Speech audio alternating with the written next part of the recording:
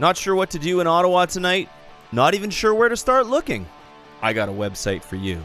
Go to Ottawagigs.ca. Whether you're looking for a band, whether you're looking for an artist, whether you don't know what you're looking for.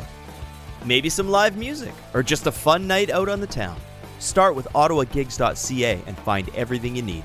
Bands, artists, venues, dates, times, even door covers. It's really all at your fingertips on an easy-to-use website. Ottawagigs.ca. Go discover the amazing talent, the amazing venues, the amazing nightlife that Ottawa has to offer. Start your evening on Ottawagigs.ca. It's your guide to the gig. You've got a real attitude problem, McFly. You're a slacker. Born and raised in South Bay, lower class punk ass, I was Northwood grade. I had it made. Spent my nights drinking with my mates. Just a short bus ride up to PA. Red River Red. Then I hit the wall and I knew I had to bounce. They still say that 19 years ago. Well, I got the hell out. From time to time you may see me hanging around. Now I feel like a stranger in this town. Crossing roads is where I learned to play. Westwood Tavern's where I learned to walk away. Hey, it's Mike. This is episode 147. This is Ego and Vice. Welcome back. How's everyone doing? Good. Season 8 is winding down. Yeah, there's only a handful of episodes left. And then I'm going on my annual snowboard retreat to the mountains. Bye-bye. I'll be gone for a month or so. I always say that, but then I'm gone for like 2 months. Anyway, play it by ear. I like to go out and do stuff. I like outside. I love winter.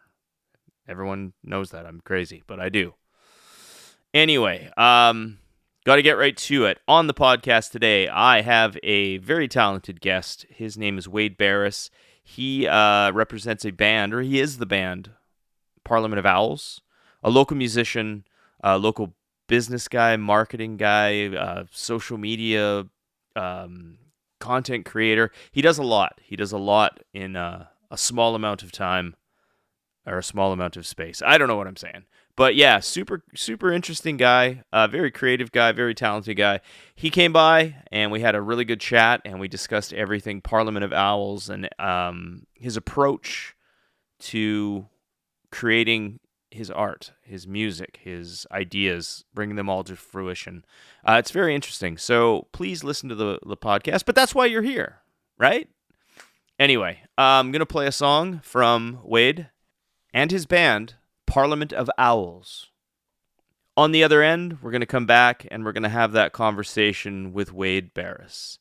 So this is Parliament of Owls. This is a song called Shallow Holes, right here, episode 147, Ego and Vice.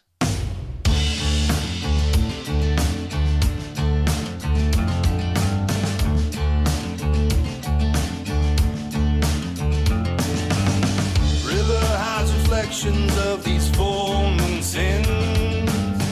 Cold fall air sobering like the state we're in. Doesn't quite add up, but the vengeance, that's enough.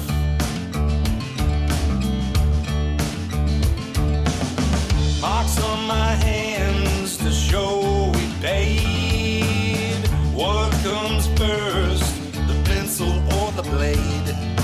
30,000 critics, none can speak without their lips. First one to stand up, first one is the first one to get hit. Blinding lights of the muzzle flash, that's nothing new to me. Realize that behind these eyes there's some things I can't unsee. Keep digging those shallow holes as nothing sets me free. Make sure you save 2 blocks, that's one for you and me.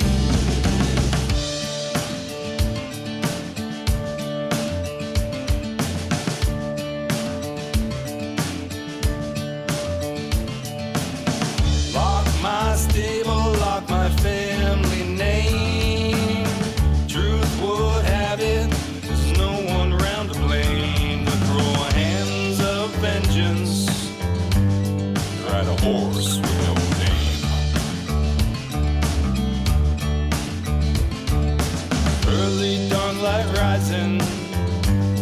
There's no one around to save.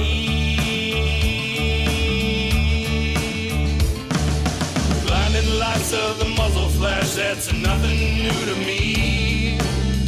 Realize that behind these eyes there's some things I can't unsee. Keep digging those shallow holes as nothing sets me free. Make sure you save 2 blocks, that's one for you and me. Live by the gun, erasing memories. I got the feeling this life will catch up to me.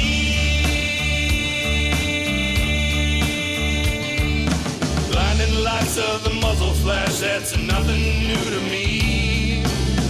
Realize that behind these eyes there's some things I can't unsee. Keep digging those shallow holes as nothing sets me free. Make sure you save 2 blocks, that's one for you and me. They all beg for mercy. We beg, both you and I. Follow those lanterns that sprout up along the old fence line. Ghosts aren't there to be forgiven. We need to keep that in mind. We both chose not to listen. Guess this is an eye for an eye.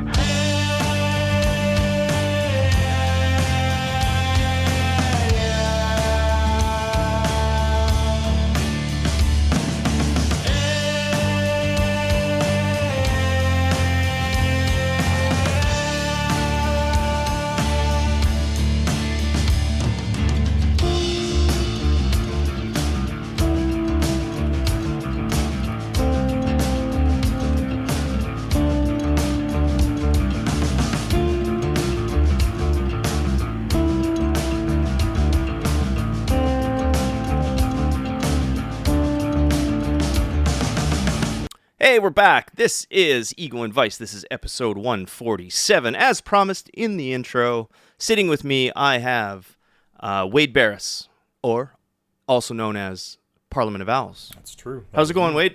I'm doing good. That is me. Thank you. I am Parliament of Owls. You are. Thank you so much for showing up to my lovely South Hood studio, which is kind of in the middle of a renovation. But it turned out pretty good. I started yesterday and it was completely upside down, so I actually gave you a shout and said, it might be a little crazy when you come here, but I actually got it together. What do you think? I think it looks really nice. You've painted everything and it's a very nice color. Yeah, I'm a big fan of purple, so it was time to purple up my life a little bit. Yeah, it's very Prince of you. Yeah. So, Parliament of Owls. Can you explain what that is? Where'd that come from? I know you were you are a singer-songwriter or a solo artist. I go on some of your social media. I've seen your releases. You do full band stuff. You do acoustic stuff. Maybe just reach back and just start somewhere at the beginning. Whatever you consider the beginning of music. Yeah, so I've only kind of been in this journey for a little over a year and a half. But the Parliament of Owls, if you want to say it's a canopy of, I guess, different ideas that I may have. It's definitely music driven. It's me that writes and creates and records all this music. There are different kind of elements of having a band. Ideally, I would rather play with a band every day of the week than play solo shows. But it's just kind of to facilitate, I guess, the kind of need to continue to play as I play a lot of solo shows, acoustic. I have a couple different kind of variations of the band. My goal, because it's I find it really, really difficult to be able to have a band commit to what you want to do, follow your dream. It's especially a little bit older in age. It's a lot to ask. So my goal right now is to kind of have regional bands, so to speak. So if I play in the Ottawa Valley, I might be able to draw from musicians down there that we all have our own sort of vibe, through Ottawa, through Kingston. That's the goal, just for me to be able to facilitate being able to continue to play as a band. But yeah, it's the Parliament of Owls. It's me, but I want it to be kind of at some point, if things go well, to be kind of like how like the Desert Sessions were with like the Queens of Stone Age guys and like PJ Harvey and all those people. That's kind of like whoever kind of comes in and out of that is still part of that Parliament of Owls. But ultimately, it's myself that, I write, record, and do all that stuff. But Yeah, I can relate to that. I've always been in bands throughout my life, but it's always like I always fall back onto, because I write everything on an acoustic guitar anyway, and I've primarily throughout my life I've always played like punk and rock and stuff like that. But I write everything on an acoustic guitar, and somewhere in between, I always end up writing these acoustic songs, and I go perform on the down times or in between times. I'll do acoustic gigs, right? But I can relate with you. My passion or my main thing I want to do is play with people in a band, loud, in a room, stuff like that. It's great doing acoustic stuff, but it doesn't have that same kind of, doesn't scratch the itch as much, I agree 100%. I love, and especially whenever I play as a band, it allows me to free up myself to be more of a showman, to be more of a character, which I think is my, a good quality that I have. Yep, definitely. Whenever I'm playing like solo shows, a lot of them are at like, brew pubs and stuff like that. There's a lot of people that are at those places first to socialize with their friends, second to eat and drink, third to maybe listen to music. So I always struggle because I kind of have to hold back my identity playing those places. But yeah, playing in a band would be great. A lot of the music that I write also, like if you listen to it, it's always some of it's heavier, some of it's lighter, but it's all based around an acoustic guitar. And that's just out of necessity that means that I could strip it down and play my songs just acoustic, or I could have a band and beef them up and have them be a little louder and heavier type of thing. Yeah, that's great. That's great. That's songwriting, right? You can consider yourself. Do you consider yourself a singer-songwriter? I don't know if I do. I've never really, to be honest, I've never really thought about that. I'm just trying to move forward. I only started singing about a year and a half ago. I'd never sang anything in my life to anybody on the planet. So nobody on the planet had ever heard me sing. I had a marriage prior, and my wife at the time wasn't really musically inclined, so like never really gave the support because she never really knew anything about it. So I always thought, well, I guess I can never sing. And my wife now, she said, you could actually sing, you should sing. So I kind of grinded through that initial phase of not being able to play and sing at the same time, thought it was hopeless, and then things just started to click. So I've only been singing for just over a year and a half type of thing. So to say, am I a singer-songwriter? I'm working towards it. I think it's all going to be kind of in your peripheral, though. So I think at some point I'll look back and say, oh, yeah, I definitely am. At this point, I'm just trying to move forward. So yeah, as long as what you're doing is what you want to do. Right? And for me, it was I needed to kind of draw a line in the sand in my life. So I'd been working in management for large companies for years and years. And just because you can do something and you're good at it doesn't mean that's what you should be doing. So I was good at it and I could handle those things, but ultimately I hated it, and working for large companies, that it was a very toxic culture, that, they would look at you like you should be preparing like you're a Navy SEAL, but we're putting Pampers on a trailer. You know what I mean? Like it got really, really tiring. And I remember like I was working my way up and, I was interviewing for like a higher position because they force you into that. Like if you say no to a position, then you never get that opportunity again. So right, they almost punish you if you don't take it. So if you're not at that stage for that, then they don't want anything to do with you. So it's very toxic. You can't just enjoy what you're doing. You always have to go for that next goal. And I remember interviewing, and just it dawned on me, like, I don't want this position I'm going for. I don't want my current position. I don't want anything to do with this stuff. I'm miserable. Why would anybody want this? And I remember so I quit right then and said, I'll take a chance on being a musician. Even if I fail at it, did I really fail? You know what I mean? Because most people will just grind through that life and be miserable. And I just said, fuck it. I'm going to go for it. And I'm going to start doing this. And I'm going to work hard. And I'm going to fail a lot. But fuck anybody, I think that's the way you have to do it. And what you said earlier about just because you're good at something doesn't mean it should be the thing you do, right? It's just like you should love what you do, or at least like what you do. At the very least, like what you do. And if you don't like what you do it for a purpose and get paid for it. But I think in any situation throughout my life, I've been in bands, I've done solo stuff, I've toured through Canada, I've toured through the States, I've it's always been in my life music, but I've always had a balance because I've always had a career. Because I know it, being a musician, realistically, and I'm not saying anybody, you can't make it. You can. There's definitely a lot of different ways to make money.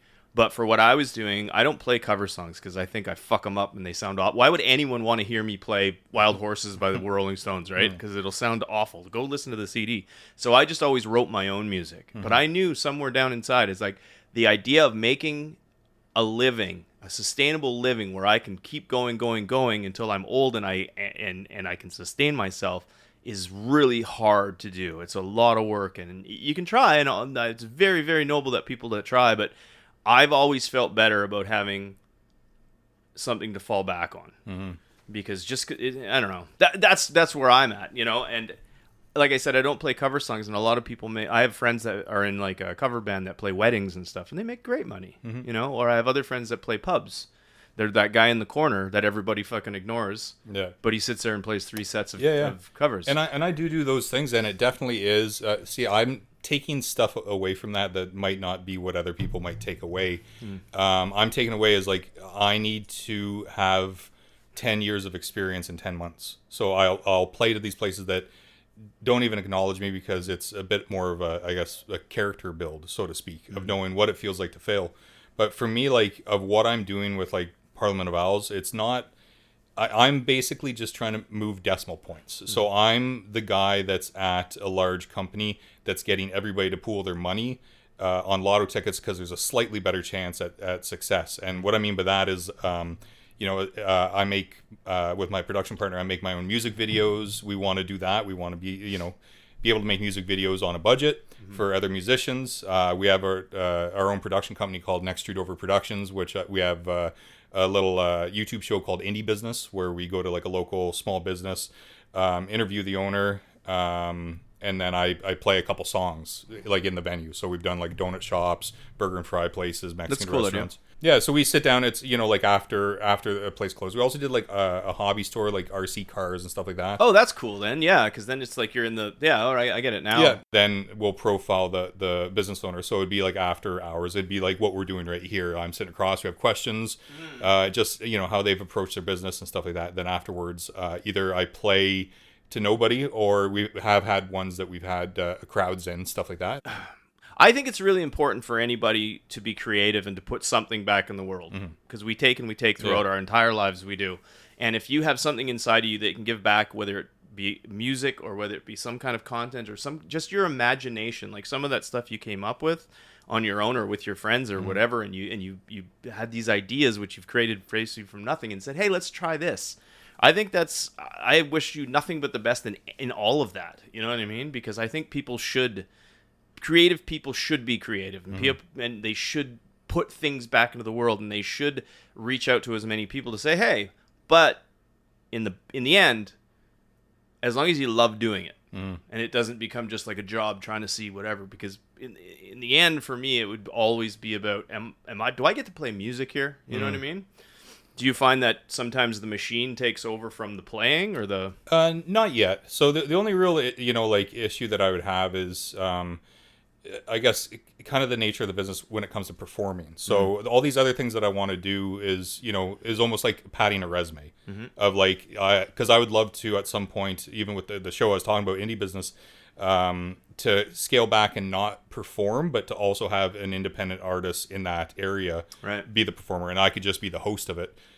For something like that, like I just kind of looked at with social media, it all becomes a wash of like multi-level pyramid schemes of people saying like, here, do look at this, sign up for this. And for me, it was like any like good, hardworking small business that does that on social media, nobody really follows. So I wanted to have kind of another option of saying like, hey guys, there are some really good businesses local. Because after COVID-19, I found or prior to COVID-19, it was always like sense of community, support your local business, stop in, and I find after that, it just kind of seemed to go away, in my opinion, that we're not really putting the focus on the small businesses. It's, order online, don't leave your house. What's the next thing we can? Yeah, I get it. Because You know what I mean? I totally know what you mean. I never thought about that either. Yeah, because that's all there was. It was just like we have to help these businesses, and now it's like you never really hear those terms of. I guess we just community. assume everyone's doing good now, which they're not. A lot of businesses got completely screwed over for that period. A lot of them failed. A lot of them aren't around, and they've had their whole livelihood taken away. In a matter of months. So for me, that's the goal, is to be able to shine an alternative way to help promote these small businesses, and at some point to help promote indie bands as well, because it's the same sort of deal with social media. You always follow my buddy's band and nobody looks at it, Yeah, it's really hard to crack that now because there's just so much content, so much choice. People go on Spotify and they literally have every single song ever written at their fingertips, and they might listen to 4 artists, or they'll listen to 30 seconds of something and it'll be like next. So it's like, how do you break through in something like that when you're just kind of like you're a drop of a drop of a drop in a giant bucket? You have to do what you do. You have to be creative. It's like, you can just be like a musician and say, I wrote some songs, I'm going to put them out on YouTube. I hope you listen to them. It's like you and a billion other people, but if you have, I have this song which is attached to this and this, which is something different or something creative, you know what I mean? There's that saying, and Bare Naked Ladies, thank God they're Canadian. The Bare Naked Ladies, but they had that song, It's All Been Done. Woo-hoo-hoo. Like, that was 20 years ago they released that song, and I'm like, what are they talking about? But it's all been done, right? So I struggle with that. I see some of my peers that have the clickbait that they use. You know what I mean? Like, and I can never do that. And I'm a different person. Like, I don't see things the same way, so I don't ever want to do something similar. The good news with nowadays with the age of technology is, like, we're able to make an indie show about small businesses. We're able to do our music, because we just did a music video for my last single. And we filmed it all, and then projected it on like a drive-in theater. Cool. Yeah, and then did a video within the video type of thing. Yeah. We're able to do that now. You know what I mean? Like, and it was very cheaply done. But yeah, you got to be creative. And for me, like with this Parliament of Owls blanket that you want to call it, it's I want to be known for music, but that's not what I want to be known for.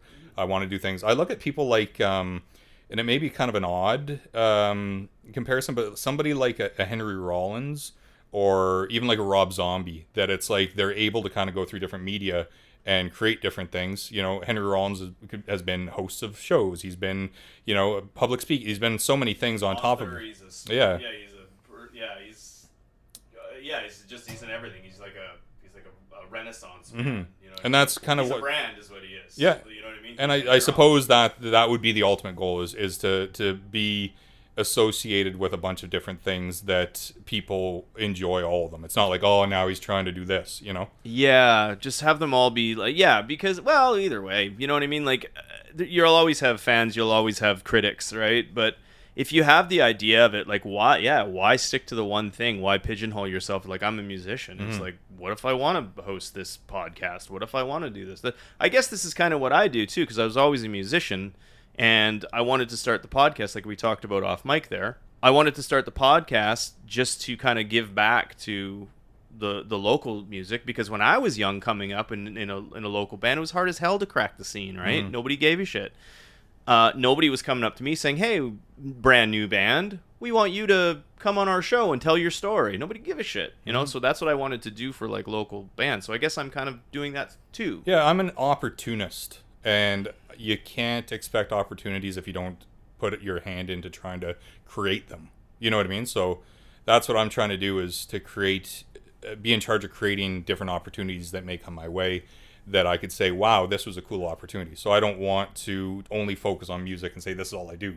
I want to have different things that are super engaging to me, that people enjoy, that I could be creative. I'm a big fan of photography and lighting and stuff like that. Yeah. And, all these things I'm trying to learn, like I said, to have a better chance of winning, that lotto in a big factory. I get that now. Yeah, I totally get what you're saying now. Yeah, I hope I just get that chance, because I think that I have a lot to offer, and I always say that I cast a very large shadow wherever I go. And I just hope that, I have enough time on my side to be able to have people kind of pick up on what I'm doing, because I'm trying to do the best I can in a very unselfish way. It's because I think that I could entertain. I think I have a lot to offer that people could really enjoy. And also, like, I see the world different. So, like, anything that I see that might be on social media or say on YouTube of different ideas, never once do I ever think, oh, I should do that. You know what I mean? I always definitely have my own ideas. Even with my production partner, Aiden Eifer, it'll be like, this is my idea, and it's already in my head. It's not like, hey, I saw somebody do this or do that. It's, this is my idea. How do we make this work? And I'm very fortunate. It can be lonely at times, but I just think that I have so many ideas that I hope could come to fruition, because I think it would be very entertaining for people. But like I said about the show Indie Business, the toughest, and also a lot of we have had a bunch of music video ideas that we can never get over the finish line because people don't want to commit. And there's been places that we wanted to use aesthetically, and they said, yeah man, that sounds great, and it'll either be within like the week before we film, or there's been one that was the night before that said, just so we're cool, I'll be here at this time, we'll be doing this. We're not on you. We're not doing sucks. it. And yeah, same with Indie Business. Like, all the promotion that we do is 100% free, so we don't charge the businesses a cent for us to come and give free promotion. Right. The one that we did at it was 110 Hobbies in Pembroke, hobby store. I think on YouTube it was like 5,300 views, which is not bad for a 20-minute long segment. That would be a good day in a lot of artists' eyes. Yeah. The McGuire's Donuts was 2,700. But the problem is I never get feedback, and as much as I am very confident in what I do, I also do need reassurance for things. So it's difficult when you put it out there and you never hear anybody say like anything. For me, I've always struggled with that, but. Yeah, that's fair. I understand that. And it's hard to ask for it too, right? Because it's just like, so tell me what you thought about whatever. Yeah. And it's just like, it's nice when it comes genuinely, right? I really liked what you did. Wow, I'm glad I didn't expect that. That's great, Because that does help. You think, okay, I'm doing the right thing here. For sure. But I think, would you do it anyway, though? Enough times before I'd stop doing it. Yeah. I'd do it a few more times. Yeah. And isn't it with like the internet nowadays? It's like with the clicks and the likes and the follows and stuff like that. If they just start diminishing, that's like your audience, so you'd know what was working and what wasn't, right? Yeah. So I think just bringing it up, like you're up in like 5,300 and stuff, you're doing something right. Yeah. Because I think in any content, it's just like just to have people pay attention to it to that extent, even if it's just in like the 4 digits, that's huge. It's huge. Yep. And it's like, this is a terrible cliche, but Rome wasn't built in a day. You know what I mean? So you just got to keep plugging away, and that's what it is. It's time, disregard, hard work, and just keep grinding away at the stuff that works, and maybe just let go of the stuff that's not worth it or you feel like is not worth it, and eventually something will definitely come out of it. Let's play a Parliament of Owls song. Would you like to choose one? Let's do the newest one, Painted Wild Horses, if we can. All right, you heard it from Wade himself. This is Painted Wild Horses from the Parliament of Owls, right here on Ego and Vice.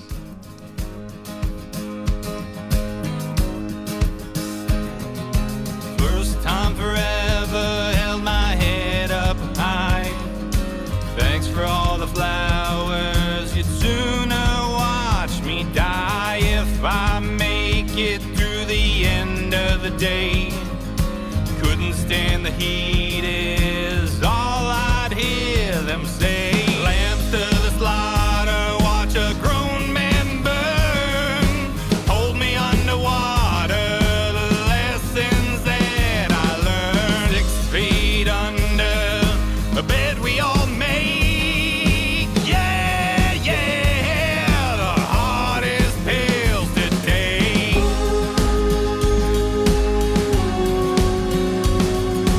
Wild horses run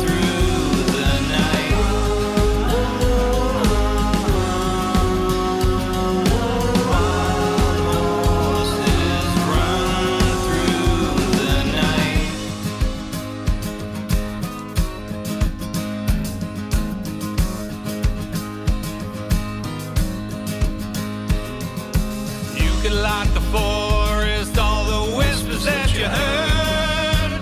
Inch a little closer, I won't say another word. Act surprised to see me run, rabbit, run. Wild long face, it's not me holding the gun. Beautiful smell, full body bouquet. Fear has a scent and it's not far from decay. Tremble the ground, shakes heavy breath through the night. Dozen wild horses always just out of sight.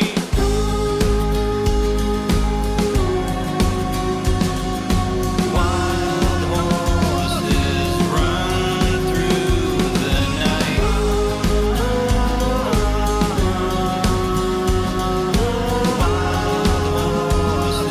run through the night.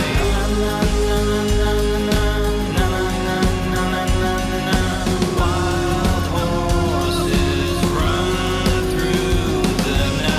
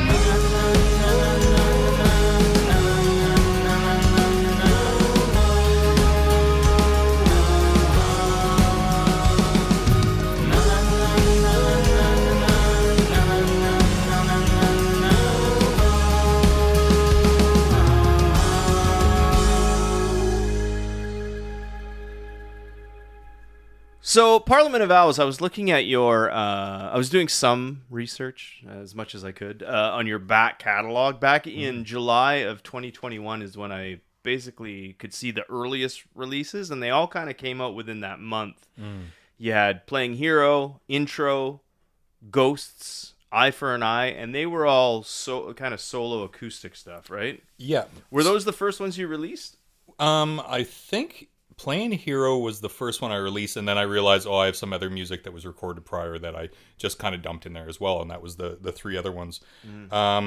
So around that time, or it would have been pandemic time, I said, like, I want to go to a studio and just see, I'm going to pay to pretty much just explore in a studio and see what is it like to be in a studio.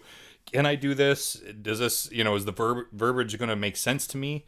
So yeah, I went to who I think is a friend of yours, Jordan Zadarozny's. Oh, did you? Yeah, for those first three, and they're not complete. They're not, they're just okay. What do I do? Yeah, you know what I mean. So, yeah, those first three, Intro, Ghosts, and Eye for an Eye, I did there. There was another one that I did too, but it was just terrible, and I don't think I even have a copy of it. Yeah. But it was all for me, just like I wasn't gonna ever release those. I just figured, after I did Playing Hero, I'm like, well, there's these other three I could probably put on Spotify too, and maybe somebody might enjoy them.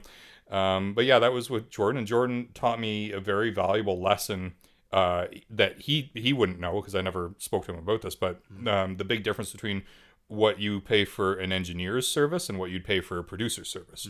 So I, paid him, to be an engineer more or less, but in my head, not really knowing the lay of the land, I thought, well, is he going to say, like, try this, and maybe this is going to work? And he said, okay, so what are we doing, Wade? And said, well, we're going to do this. And then he recorded. He said, okay, so what's next? Maybe this. Okay, what's next? Well, I think I'm done. Okay, great. I'll mix this, and there you go. And that was a really valuable lesson for me to know that you need to be prepared. To people that are musicians, you might think, like, of course you do, dummy. But, like, me getting into this without really having any history of how you do this, it was, a very valuable lesson that cost me a little bit of money to learn. Sure. I think with Jordan, too, is, like, Jordan's, like, a really good friend of mine. I've been going to him for 25 years. Jordan respects the art. If you go up and you like, he'll produce your stuff. He'll give you advice, but he's not gonna mess it up unless you ask him to, right? He trusts the art. He's like, if you're going up and saying, I have these songs I want to record, he'll be like, great, and he'll record them, and it'll make them sound great. But if you don't, if that's what you have, that's what you have. But if you say, I need your help, then he'll definitely help you. Yeah, but yeah, it was valuable because I wanted to see, can I do this? If you're going to put a click, am I able to keep up with it? Right.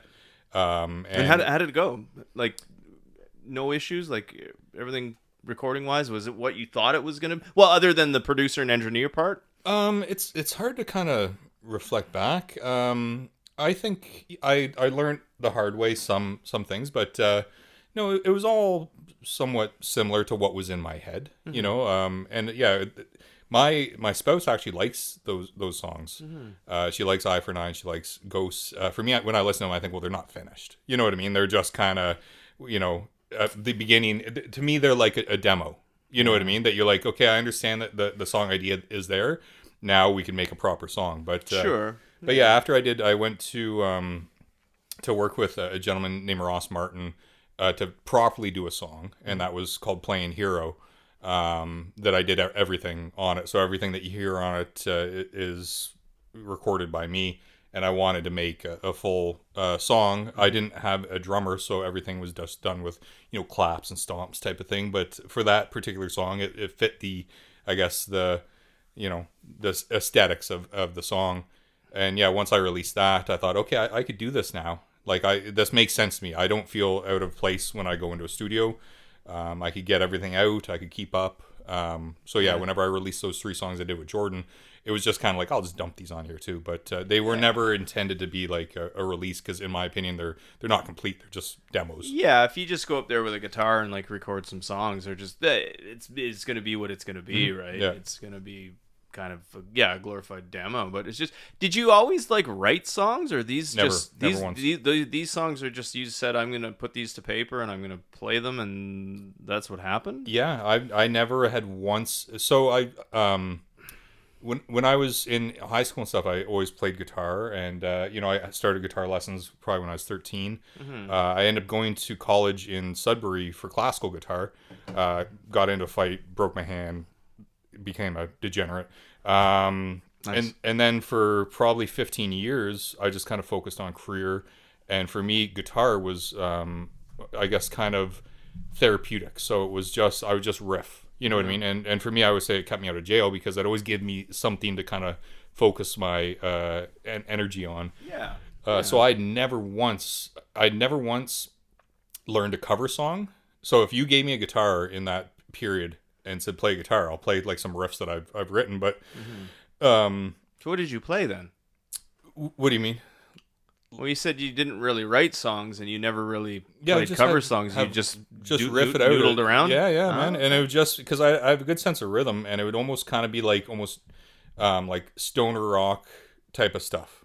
So stuff that can kind of go in loops. You know what I mean? Like, gotcha. That I could just riff, and then I could just in that key just. But it wasn't like a start, structure, and put together kind of song. It was more of just jamming. Yeah, a lot of it would have I guess a structure of 3 parts. So a lot of it would have like an intro, what you'd kind of be considering a verse, and what you kind of be considering a chorus, and then maybe there'd be some bridge, but it wouldn't be anything that would be structured as a song. You know what I mean?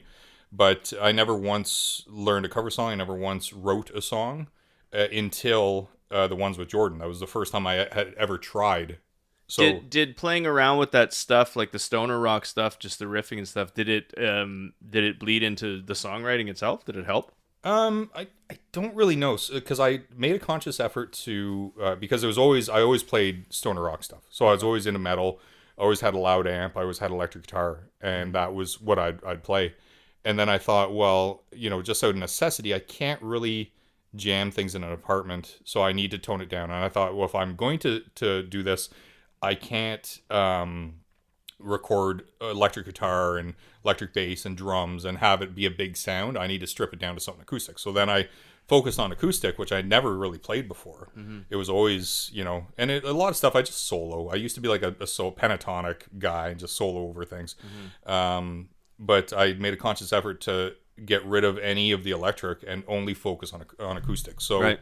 I didn't play acoustic for years and years. Then all of a sudden I said, no, this is all I'm going to do.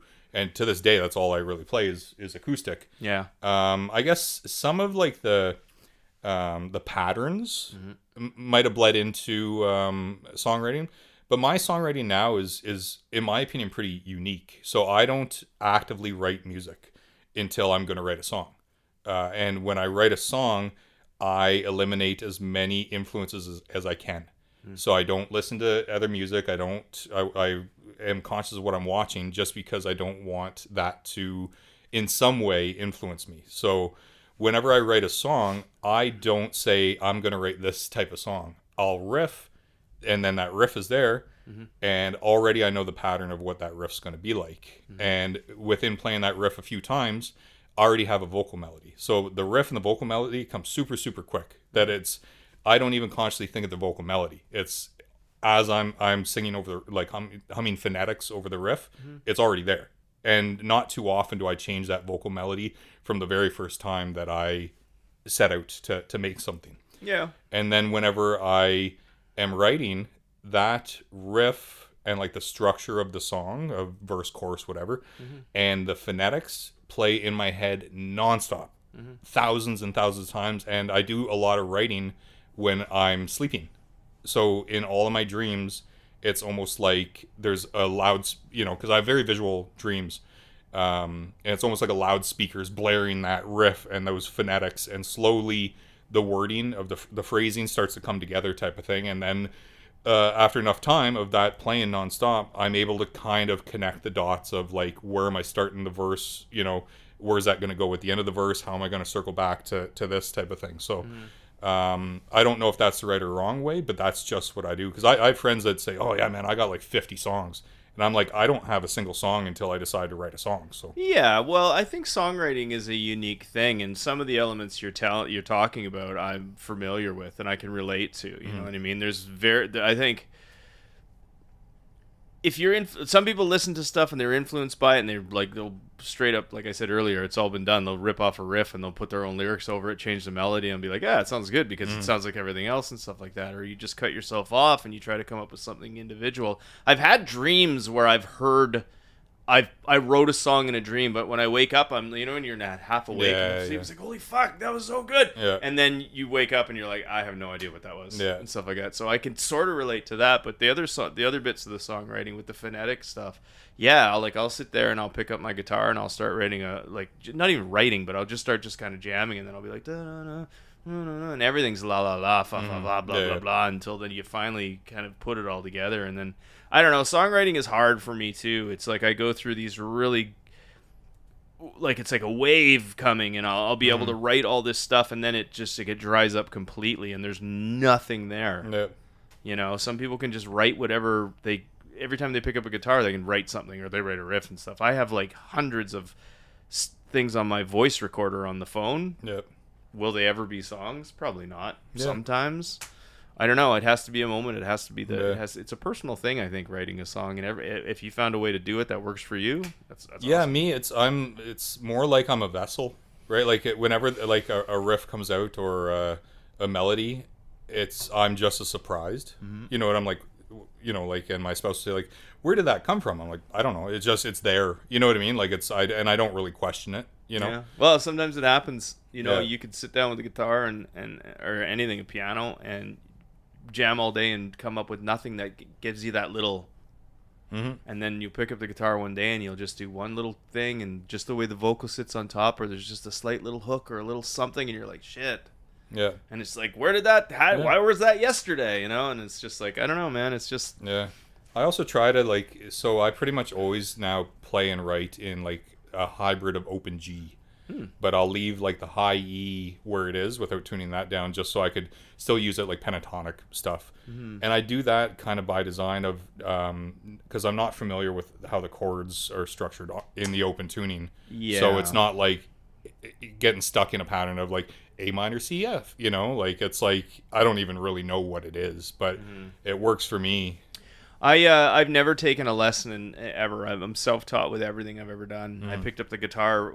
I was a singer as a kid, and I picked up the guitar player's guitar during break. And you start with like bong bong bong, and I just eventually kind of figured it out. Like I can't solo like people. Like I can do a little thing, but it's just like I can play as good as I need to play my songs. Yeah. And that's all I've ever really needed. Yeah. I've always considered myself like a caveman guitar player, a meat and potatoes guitar player. I'm reliable, but I'm not going to blow your mind. Yeah. You know what I mean? I'm similar. Your songs and the way you write songs of what I was listening to over the last couple days, they are very easy to listen to. Like you can listen. It's not like you get halfway through it and go, I'm lost. Like, what happened here? Or you're blowing me away with some crazy stuff. Like, it's like, what's the word? I don't want to say old-fashioned, but it's like it has a sense of traditional. It has a sense of atmosphere to it, right? They kind of guide themselves. You know what I mean? You kind of, it's a little transparent of, it's never going to be like, whoa, what the hell was this? You know? For sure. And, and all the power to you if you haven't been writing songs that long, because the songs are pretty good, and you should be proud of them for sure. And for me, the hardest thing to do is like anybody, like I can pick up my guitar and come up with any kind of chord progression anytime. It's lyrics that are hard for me. Your lyrics, it's almost storytelling. Some of your stuff, and it's very cool. February 23rd, 2023 is when you emerged again on the Spotify. In February, you had Shallow Holes. In March, you had You Are Not Alone. Also in March, you had Drive Through the Night. And in May, you had WPRT. Yes, yeah. And in December, you had No Friend of Mine. So 2023 was a very busy year. And these don't seem like songs that were just dumped like the first one. These are all written and released with a purpose. Yes, yeah. So Shallow Holes was kind of the one that I said, okay, I'm doing this now. You know what I mean? So my drummer, Will Culleton, who plays in a band called Gilgamesh, like a heavy metal band in town. Oh, I know that. Yeah. Yeah. And he's awesome, but he's my drummer. Unfortunately, him and his spouse, Wendy, who's my co-singer when we play in a band, they have a lot of other things on the go. So unfortunately, I don't know what that incarnation is going to be. Whenever like I pitch a show to them, I kind of go to them first, and if they could do it, they could do it. If not, I have to find an alternative. But Shallow Holes was kind of like, okay, I'm doing this now. I'm going in. This is a proper song with all the elements. It's going to be the way that I want. There's also one other song that called Danger to Myself, which is actually one of my favorite songs that was taken off Spotify. Oh. So it was one of those ones that... by you or by them? By them. Oh. So I kind of got caught up in paying for promotion that I guess was against their standards. Yeah. And they didn't really give me a chance of my day in court type of thing. So there's still a chance. I know that the producer that I worked with, Ross Martin at Fusion Studios, he had said, like, I kind of want to do a little bit different of the levels on it and send it back to you. So once he sends it back to me, I'll probably re-put it on Spotify, but it's like my favorite song and it's not there. Your original stuff sounds more of a singer-songwriter, and then when you kicked in with the full band on a couple of it had a very country kind of atmosphere to it. Mm-hmm. Yeah, well, there's a lot of element, and I'm still kind of developing my sound, but yeah, there definitely is a outlaw country vibe on a lot of them. Yeah, but that's what I kind of gravitated to, because I listened to it and said, yeah, there it is. Mm-hmm. Like, that was cool. I like that. So if that's what you're going for as a new listener, I liked that groove. I would say that because I have about 3 more songs and I'm gonna be recording them soon. My plan is to put together like an EP so I could release 6 at a time. You know what I mean? Yeah. Instead of just single. Sure. But that was out of necessity. But that's definitely a lot of that also contributes to my like the open G tuning. Mm-hmm. It's a lot of it does have that kind of outlaw country vibe to it. Yeah, I dig it though, and it's just your look and your voice on it. It just fit for me. Good. More, like the acoustic stuff was great, but I have this thing in my brain. I can only listen to so much acoustic guitar. I have acoustic releases, and I can only listen to so much acoustic guitar for so long, and I think that's inherently in everybody else too. Yeah. So when when you had the full band thing and it had that it had the groove what I was kind of expecting. And I don't know, it worked. It worked for me, man. I really, really liked it. So if that's where you're kind of going down, or if that's just what's happening organically, like, it's cool. Yeah, I'd say it's definitely organic. I think all of them kind of fit in, like, after Shallow Holes, with exception to a song called You Are Not Alone. That I have, like, a video for that as well, which actually did pretty good. I think it was like 40-some thousand people saw that video, and I made it by getting, like, somebody to be like, here, hold this for 1 second. And I'm saying, I don't know what we're doing. I say, it's fine. I could edit it, you know, but but that one definitely has a different vibe to it. But yeah, the other ones all kind of fit in somewhat similar. I like to try to, anytime I could fit in a synth, I try to. I just kind of like that. I always call it like Cowboys and Aliens, of having like an outlaw rock theme to it, and then have a little bit of a synth that kind of comes in and out. But man, there's no rules when it comes down to it, man. Like I said, if that's what you want it to sound like, then and that makes you happy, then that's cool. And you said yourself, it's just you're still developing your sound, so throw everything at the wall. You know what I mean? And something's gonna stick, and eventually you're gonna. I honestly think it takes years and years and years to get comfortable. Any songwriters out there, is anybody completely comfortable with their style of writing? They'd probably say no. They're always striving to write that next song, because I guess you're only as good as your last song, so you're always trying to outdo yourself and write the next best song, or that song that made you feel like whatever. So, and it takes years and years to really develop a style and a formula, but then you don't want to get there, and you want to get there, and it's just like, I don't know, for the short amount of time that you have been writing songs to where you are now, it's been, what, a couple years? 2 years? Yeah, 2 years, yeah. Well, you should be really proud of yourself, because you're leaps and bounds ahead of a lot of people. I'm sure of that.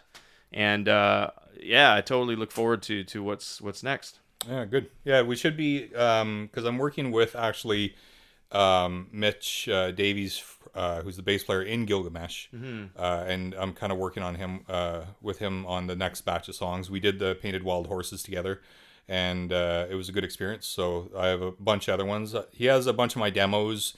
I have a problem that I'll send demos, and then all of a sudden I'm like, well, I have better songs, so don't worry about those, you know. And then he's like, well, what about no, those songs are good. I'm like, no, I have other ones, don't worry about it. Very good, very good. Before we play the questions game, did you want to give a shout out to anybody? Any honorable mentions? Anyone you wanted to say hello to? Nope. Very good. That makes my job easier. I have a game called 13 Questions with the Band. Okay. It's just like a rapid fire thing that I do at the end of every episode. Would you like to play? I would love to. Time for 13 questions with the band. Yes, this segment's back again. It's called 13 questions, but I only asked 6. Maybe 5.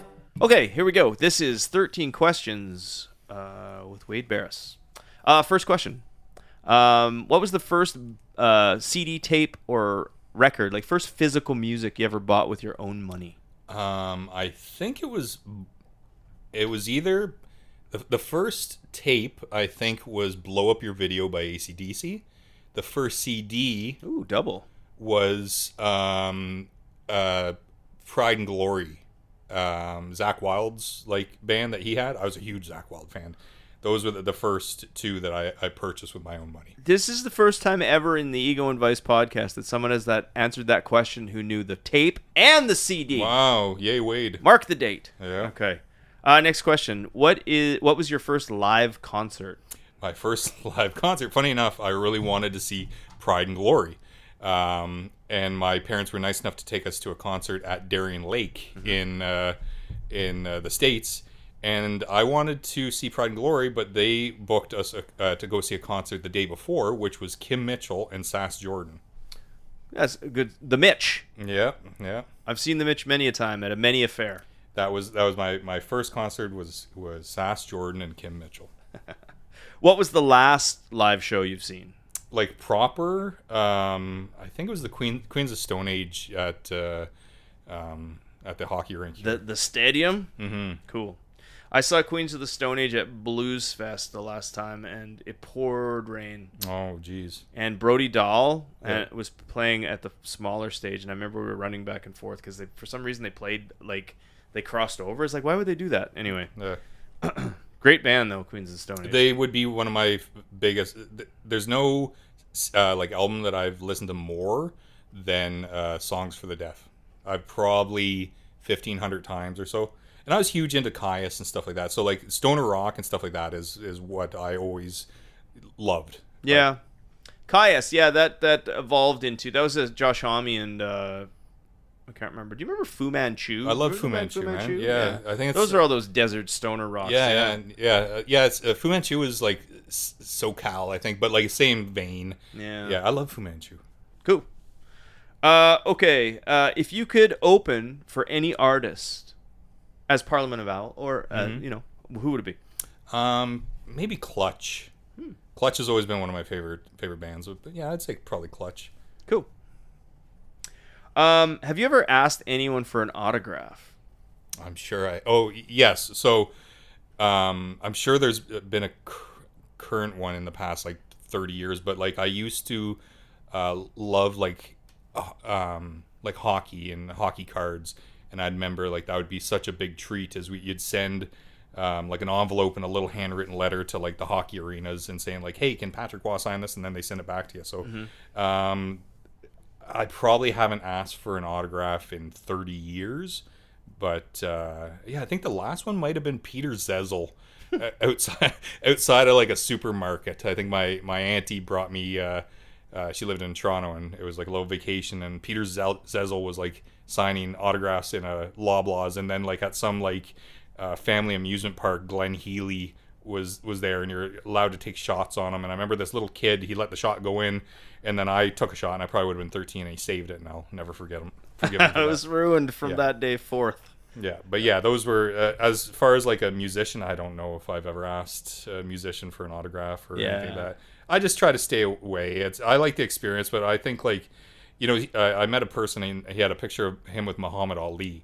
And I remember saying like, oh my God, you met him? He's like, oh yeah, it was really quick in an airport. And I think like, unless I'm going to have a moment to interact with them, I don't really care to take pictures or autographs. But yeah, that's fair. Has anyone ever asked you for an autograph? Yes, people have asked me for an autograph, which I think they're taking a piss out of it. Yeah, come on, you never know. I've signed a couple of autographs in my day, and I know what you feel. I know what you mean. It's kind of that really weird kind of like, really? You're putting this in the garbage when you get home. Yeah. Or when you wake up and you're not drunk. Yeah, someone told you to do this to make me feel better about myself. Anyway. Okay.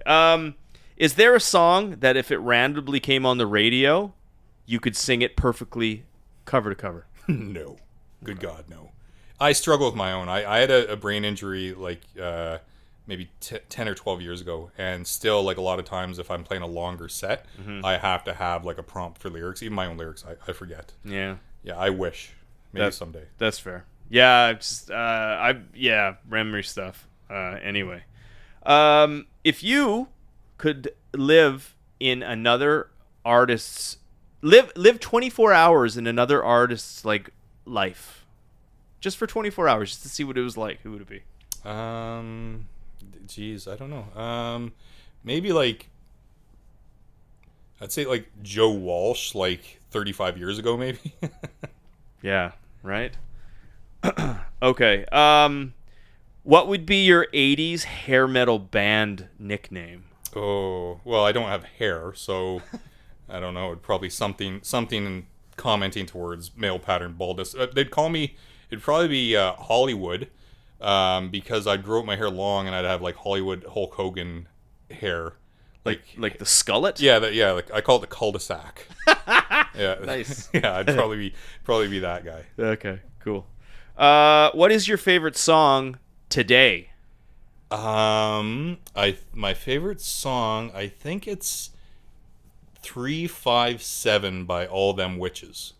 I don't listen to a whole lot, or I haven't been turned on to a whole lot of new music, but like All Them Witches is a band that I absolutely adore, and that one 357 by All Them Witches, I'd have to say is my favorite song right now. Cool.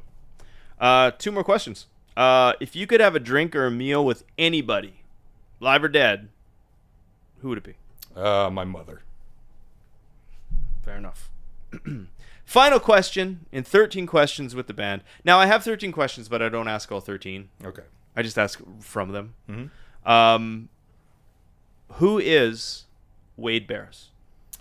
To be determined, I guess. Wade Barras is a constantly evolving soul that understands that it's the journey and the process that matters. And Wade Barras is somebody that will never truly find the answer, because I don't think he's looking for the answer. It's not about the answer. It's about that journey to find the answer, knowing damn well that you're never, ever going to know the answer. Very good. Very well said. I want to thank you for being on the podcast. I'd really like to have you back, and I mean it. I know you said that other people tell you that too. We'll do a part 2, but I really would like to do a part 2 sometime in 2025. That'd be great. And we can make a point of just saying, hey, how about we just tell stories? Mm-hmm. I got a lot to tell, man. Yeah, what the hell? And I feel like you've been on some shows, you haven't had the chance to do it. So let me be the first to offer that invitation for real. Yeah, I would love that, man. Cool. That'd be great. All right, so we'll keep in touch and we'll do that. But in the meantime, until then, and in between time, again, thank you for being on the show. All your ideas are brilliant. Keep going. Very inspiring. And congratulations and good luck with everything. Thanks, Mike. Thanks for having me, man. All right.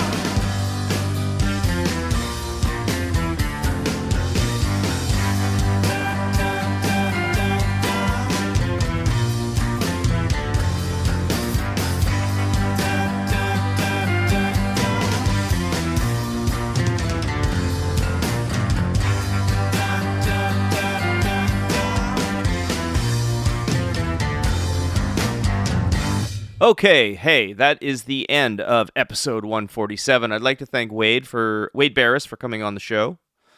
Great talk, good dude, a lot of great ideas. That guy's going places. Check him out, Parliament of Owls. If you want to listen to the podcast, always go to my home base, my fortress of solitude, my HQ, egoandvicepodcast.com. If you want to send me a message, call me, or call me. You can call me. You can call me if you want to. Write me an email at egoandvice@gmail.com. Let me know what's up. Getting close to the end of season 8. Just a handful of episodes. Getting close to Christmas. 20-something days. Crazy. And season 9, I got some big plans. Whether they all happen or not, that is the real question. See how much energy I got after my snowboard break. Anyway, that's it for me. See you next time. You've got a real attitude problem, McFly. You're a slacker.